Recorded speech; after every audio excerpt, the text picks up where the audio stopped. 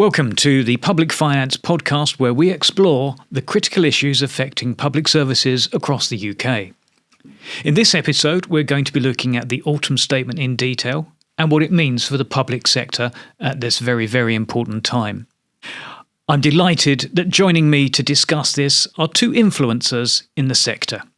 Dan Corry is Chief Executive of the think tank New Philanthropy Capital. And he was also previously head of the number 10 policy unit for Prime Minister Gordon Brown.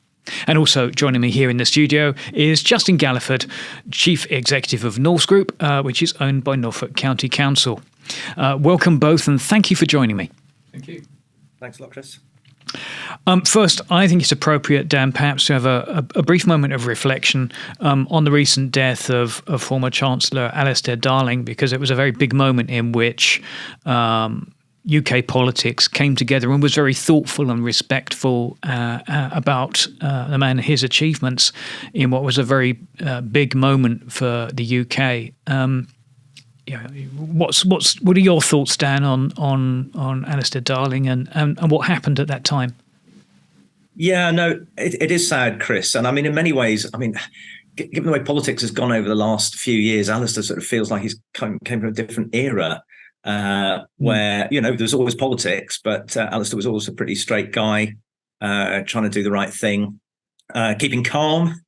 It's hard to imagine, Alistair and sort of COVID Christmas parties and so on. I worked obviously a lot with him and his team when I was in Downing Street. So Gordon had become the Prime Minister. He'd been the Chancellor for years, and Alistair became his Chancellor. And, the relationship's always a bit, testy between number 10 and number 11, and it should be. I think they're arguing different things, but it was good. And, when we had to argue about things, we did it with good favour and came to some very good conclusions. So Alistair did a great job during that period. Were you surprised by the plaudits and the reflections from national leaders, which is pretty rare these days? It was, and it was across the sort of political spectrum and so on, including from some people, of course, who slagged Alistair off rather a lot. When the austerity period came in with the coalition, there was a lot of things thrown at him. But no, I think because he was basically a decent guy, he got on with people. He wasn't trying things on. Of course, he was a politician and he did politics, but he did it in a nice way. And I think people appreciate that. And it was good to see. Let's hope we can get back to some kind of politics like that in the future. It would be good. Do you think, the big question, do you think history is going to judge him kindly? I think, as ever, he did a lot of very important jobs actually in government. But of course, it will be his time as Chancellor, where along with Gordon Brown, they did what had to be done for the banks. I think history is saying they more or less sort of did the right thing, although, maybe could have got, I think, a few things different. And then there was the whole issue about how could we keep the economy going? And, Alistair was willing to throw the whole of the Treasury at that. And I think history will say it did the right things. There'll be lots of debates about what would have happened if instead of a change of government at that point, he'd continued as Chancellor. Would his programme have worked better for the country or not? Historians can speculate about that, and they will forever. But no, I think he's got a good place in history. And that brings us very nicely on to the current Chancellor. Policy and his autumn statement. I think the first thing to kind of set the scene is what was the Chancellor's, what was Jeremy Hunt's big idea? We were told there'd be no tax cuts, and then there were tax cuts. So was there anything in there, or was it just a speech eyeing the general election? What was your initial take on it, Dan? Well, having been involved in politics myself, and a sort of political advisor through most of the Labour government, I do know that when you get this close to an election, everything is political if you're a politician. So you see it as what will tempt the public, the floating voter, the voter that's gone off you a bit to come back to you. And you also try and think of some things you can do which cause trouble for the opposition. And I'm afraid, that shouldn't be what is in your mind, but it is in your mind. I think the big thing, though, that Jeremy Hunt was trying to get across outside that was about growth. I'm not sure it totally worked. He's gone on a number of times. It was about being over 100 items in the autumn statement that were about growth, but I doubt, Chris, if I asked you whether you could name more than about 3 or 4. So whether really 100 sort of little things really breaks through. I mean, on growth, he could point to the change in the tax of corporations, which was a good thing for growth. I think most economists, I'm an economist, would say would be a good thing in the long run. And if you're going to cut taxes, to potentially sort of make the public think that you're not just a tax-raising government, which in fact this government sort of has been, then national insurance contributions is the good one to cut. Not as populist as income tax cuts. People often don't understand what NICs are all about. But in terms of sort of generating more employment, helping smaller businesses and everything, it's a very good thing. I mean, I was surprised, Chris, to be honest, that it wasn't a bit more political. And I wonder if we're waiting for that for March. We had all the speculation about inheritance tax cuts, income tax cuts. How to drive a March pledge that dives straight into a general election campaign, where that's whether you're a betting person or a political obsessive. I mean, those are questions. I mean, I'm Justin. I'm betting that given that you're out there delivering services and things, I suspect you weren't glued to the TV or the radio listening to the budget statement. But I'm sure you've delved in and had a look. What was your take on what came out of the announcement?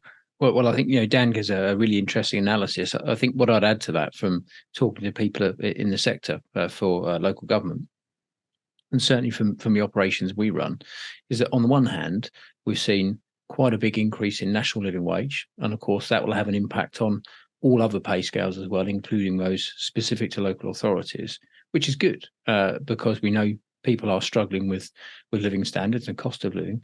But of course, the contra to that is that what we're not seeing from central government is an increase in funding. So on the one hand, there's an increase in costs driven by government policy, but on the other, we are yet to see the detail of, but we suspect it will not be forthcoming with regards to, relative uplifts in budgets for what we know is already a very cash-strapped sector.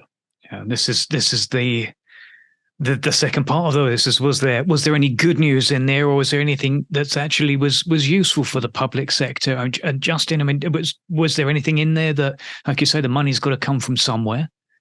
I have to say, I think it was fairly piecemeal for local authorities. There was a bit on planning reforms and the ability to levy more charges. But what I don't think we saw was the big ticket items being addressed. And of course, we know those are adult social care, children's services and SEND in particular. And of course, at a district council level, housing and the pressure we see with changes in policy and changes in population dynamics, which means lots of authorities are really struggling under the pressure of what is really a national housing crisis. Dan, I mean, I'm sure you had a keen eye on things. Was there anything in there where you thought, oh, that's a clever move, or that's something that's really going to work for, take your pick, NHS, when you were used to sort of the mantra of education. Was there anything in there that stood out for you? I'm afraid I go along with Justin. And I was slightly surprised, Chris, to be honest. I thought, again, if you're running up near an election, what's people worrying about? They're worrying about the state of the NHS, how the schools are doing, social care, all that kind of thing. So I would have thrown some money at it.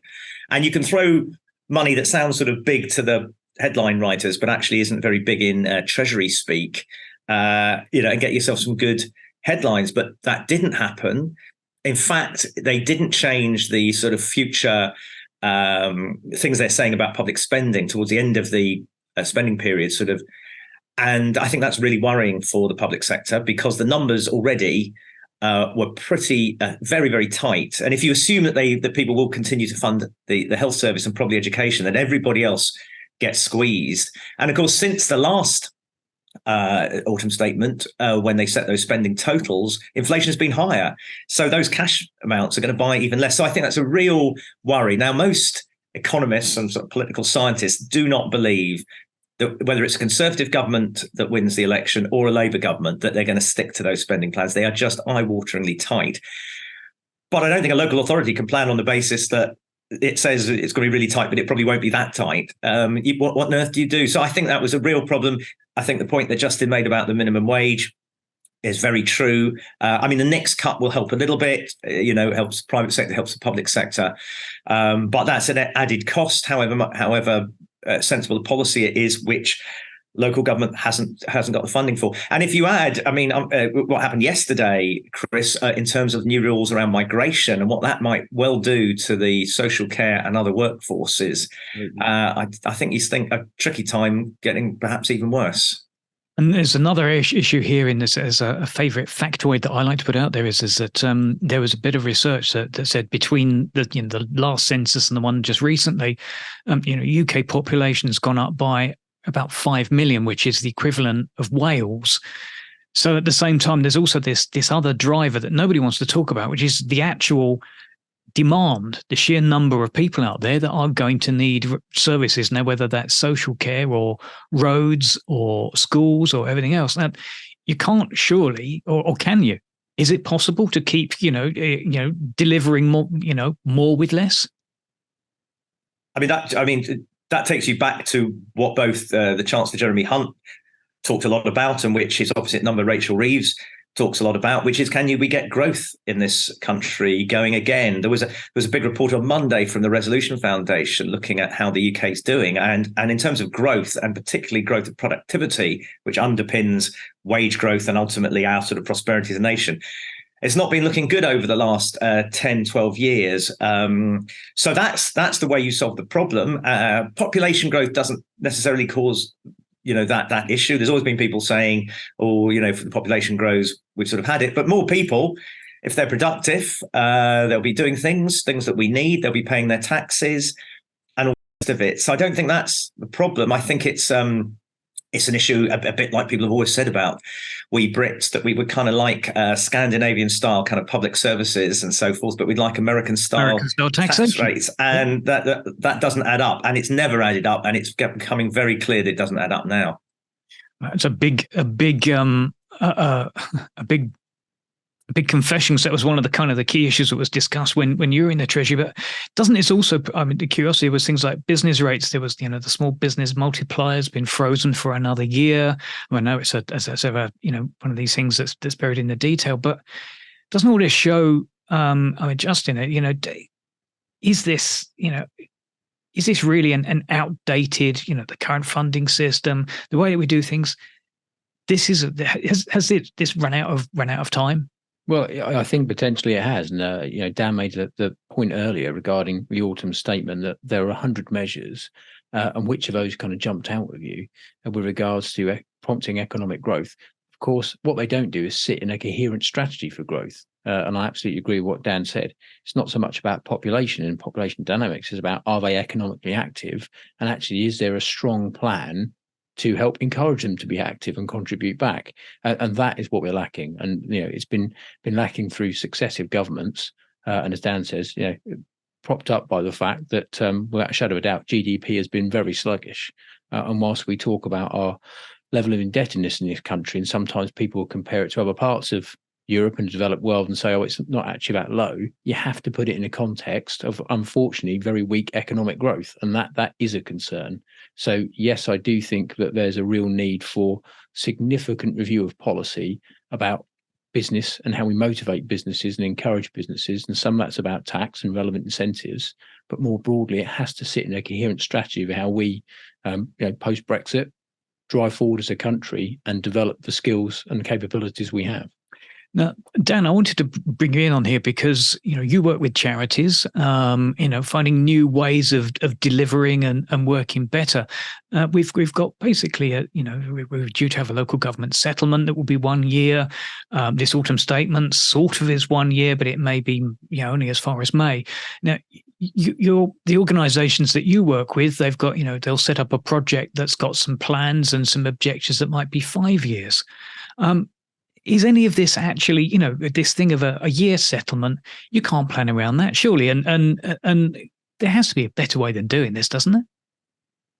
1 year settlements make everybody operate in a short-termist way. You can't, employ new people if you don't know if you're going to have the funding next year. So you move away from what everybody says we need to do, which is have more focus on preventative work. You talked about increasing demand earlier, Chris, and one of the things we have to do is try and reduce that demand. We can't reduce some of it. Aging population is an aging population, but a lot of public expenditure from local authorities and others comes about with people with certain needs, which we could have done something about before. But if you give people 1-year settlements, they'll never sort of be able to invest in those sort of things. So it's totally problematic. I mean, the trouble from the Treasury point of view is that if the Treasury, first of all, we're coming up to an election. So what would a spending settlement that goes beyond a year mean anyway?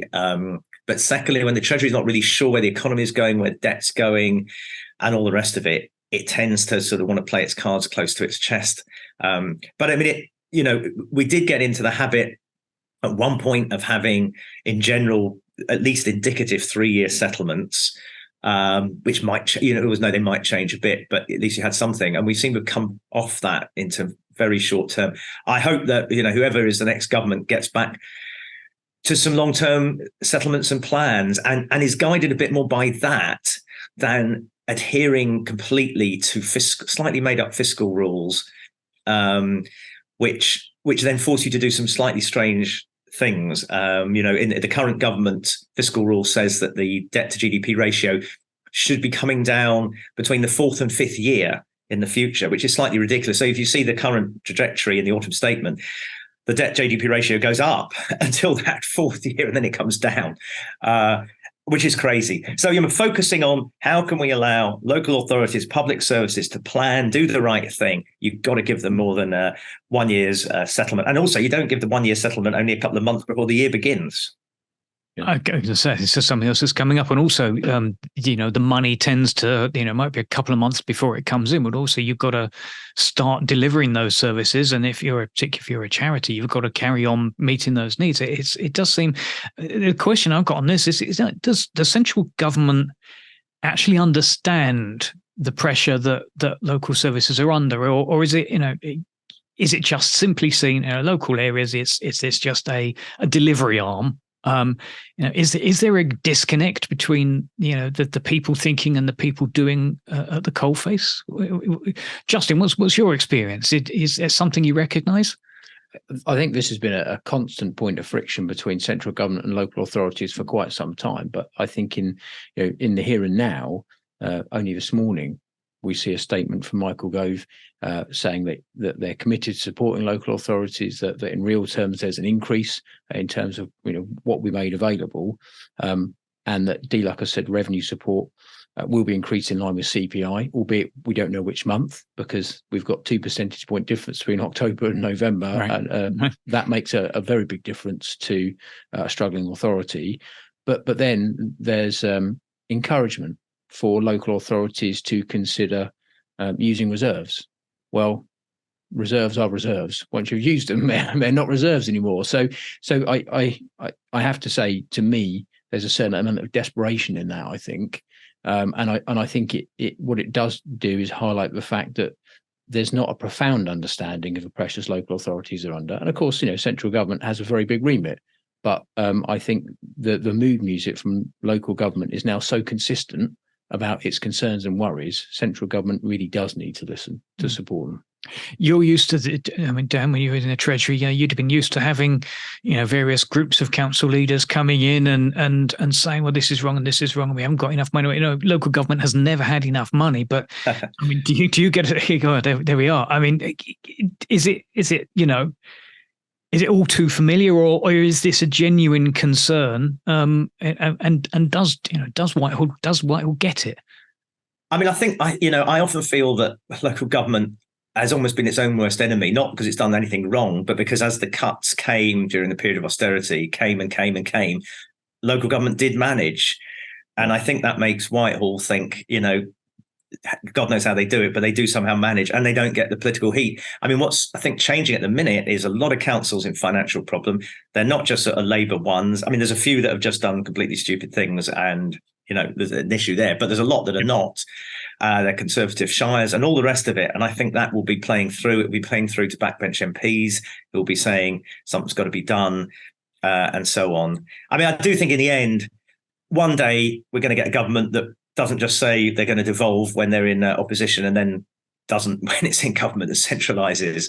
We'll get a government that devolves a lot more.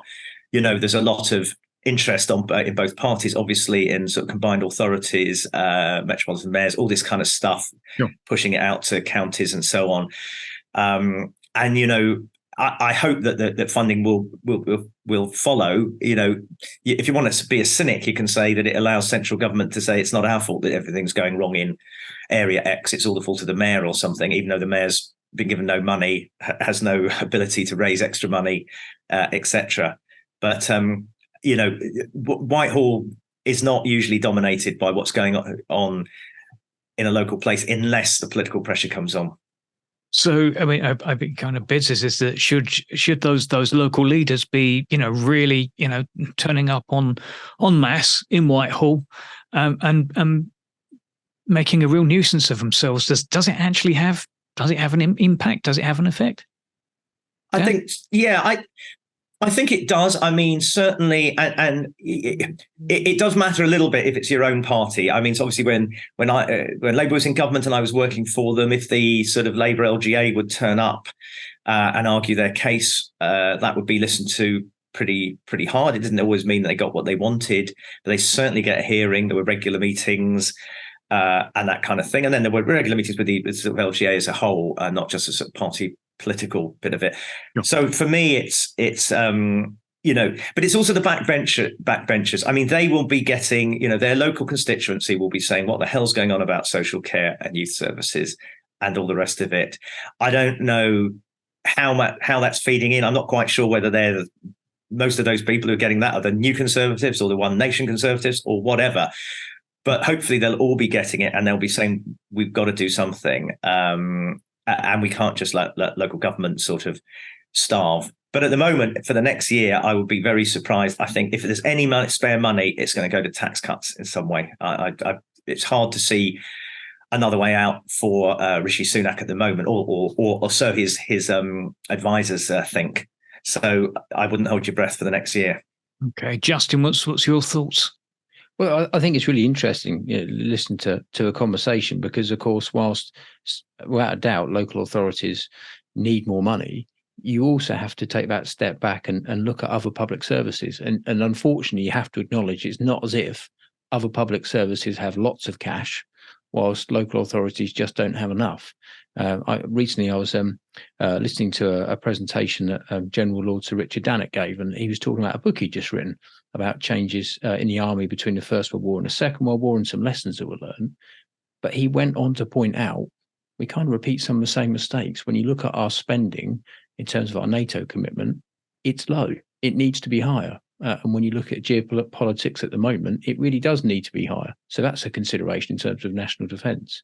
We know that the NHS is wildly underfunded and that it's causing a lot of pressure in terms of healthcare outcomes for people. So that's a huge pressure. Norse and the group also do some work with the prison service as part of our social value stuff, trying to help prisoners get back into society and, of course, contributing to the economy. And the prison service is also considerably underfunded. There's capital to lock more people up, but there doesn't seem to be the revenue to support them and ensure positive outcomes. So, unfortunately, I think, as Dan says, this is a very broad picture. And whilst local authorities have a very pressing, very important case, what does any government do at the moment? And really, perhaps until interest rates come down and there's a bit more fiscal headroom, hopefully supported by some strong growth, I think it's a really tight spot for any government, the next government. This brings me on to, because there was one of the ratings agencies said that earlier this week, projected real expenditure cuts underpinning the fiscal consolidation will be difficult to implement. So that's the sort of the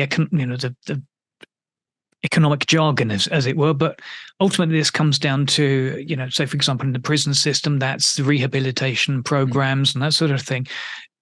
Who are going to be the losers in all of this? Because services not happening means somebody isn't receiving them or using them. So is it children? Is it older people? Is it apprentices? Is it young offenders? Dan, who do you think are the people that are most likely to feel the impact of all this?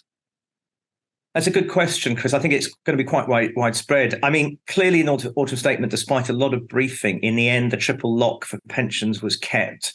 Pensioners are far too important a voting group to annoy them. There was some stuff about benefits, again, where it looked like they might be uprated with a lower inflation rate than they ought to have been, but that didn't happen. And the local housing allowance was kind of restored to the 30% percentile, although only for a year. So there were some good things down the bottom. I mean, young people, we have this thing about, have governments over recent years favoured the old against the young. And I think that's how it feels from the young people's point of view. And there's other things that not so much to do with government, to do with, older generations could afford to buy a house in their sort of, later 20s, early 30s now. Certainly my staff of that kind of age, they just dream about getting out of a flat share with 25 other people. I mean, so, the world has changed. But I mean, just to say, as Justin says, for a long time, we were cutting defence, and that allowed us to spend more on other things. And now where we all feel we can't cut on defence, in fact, we've got to increase it. We know health is going to continue. We've got an ageing population. Health always goes up in all countries. Some tough choices have got to be made, especially if you want to get the tax burden down as well. So this is why the elixir everyone's looking for is growth. And that's what we all hope somehow comes back. Whether either political party has got a real agenda to make it happen, it will take a long time. Where you can't just switch it on. You could do a mad fiscal Liz Truss type boost, but that clearly won't work. So it's a long-term thing. We've got to get ourselves back into a kind of good growth world. And then a lot of these problems become much easier, but we can't get there fast. Justin, you're seeing this, as you say, through social capital work as well. Who do you think are going to be the people that will feel this most? Well, I mean, you have to say, when you can consider the pressures we outline, all parts of society feel it one way or another, but perhaps some feel it more acutely. If your mother or father or a loved one needs adult social care, it's only when you come to the point of use of that system you realise just how complicated it is, just how long it takes, and unfortunately, just sometimes how poor the outcomes can be. So that, of course, is very keenly felt because it's so real at the point. Equally, parents struggling with children that have specific needs. I think in reality, all parts of society feel it one way or another, even whether they don't recognise it or not. And sadly, when you add these things together, you realise it is part of our challenge. And again, as Dan says, the elixir is growth. That's what helps us create a strong fabric in society. That's what motivates people to get up and do their bit and help drive forward and feel they have something to give to a country that gives something to them.